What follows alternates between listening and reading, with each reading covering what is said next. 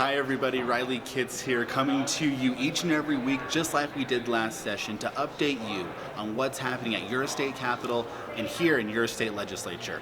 We're here in the beautiful House of Representatives chambers, and we are 3 days in to the 2020 session. That's right, we just kicked off last Wednesday, January 8th, and it was a lot of pomp and circumstance on the first day. A few speeches here and there, but we did have on that first day nearly 150 bills already introduced, and that's amazing. There were about 700 bills last year, so to think a fifth of those are already introduced is quite an accomplishment. And guess what? The Children's Campaign has 4 of those bills that were introduced that we consider priority legislation this year. It's legislation to help with the early childhood workforce, make sure that we are recruiting and retaining good quality teachers. It's to make sure that those teachers are compensated for the hard work they do. It's to make sure that they have the mental health supports in their classrooms. And lastly, we had a bill introduced to help those who make less than 12 grand a year, families who make less than 12 grand a year, receive more federal income supports. Really exciting times. Over these last 3 days, it's been a very busy few days. Just yesterday, the governor gave his annual State of the State address and said a lot of great things. He highlighted a lot of things that happened last year, including the passage of free full-day kindergarten, which of course we at the Children's Campaign are really excited about. But he also highlighted that there's plenty of work to still do. We still need to expand access to early childhood and lower affordability for our child care centers.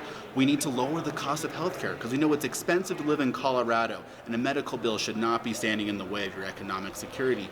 And lastly, he mentioned that we need to fix structural inequities in our K-12 finance system. Those are all things that the Children's Campaign loves.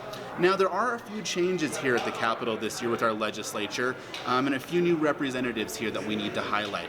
First off, over the summer, we did have one representative resign from her seat. That's Rochelle Galindo from the Greeley area. She has been replaced by Representative Mary Young. Unfortunately, we also had a few medical-related departures. Representative Kimmy Lewis from Southeast Colorado unfortunately passed away after a long battle with cancer. She'll be sorely missed. She was a great advocate for rural and southern Colorado. She's been replaced by Representative Holtorf. And then, unfortunately, just last week, Senator Lois Court, a longtime legislator, had to resign because of a rare autoimmune disorder. Her replacement has not been chosen yet.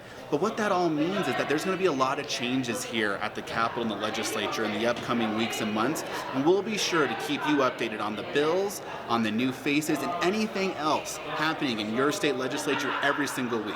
And you know where to find us: Facebook, Twitter, Instagram, and make sure you listen to the West Steps. I hear there's a pretty important guest on this week. Make sure you check it out. Thank you all. See you next week.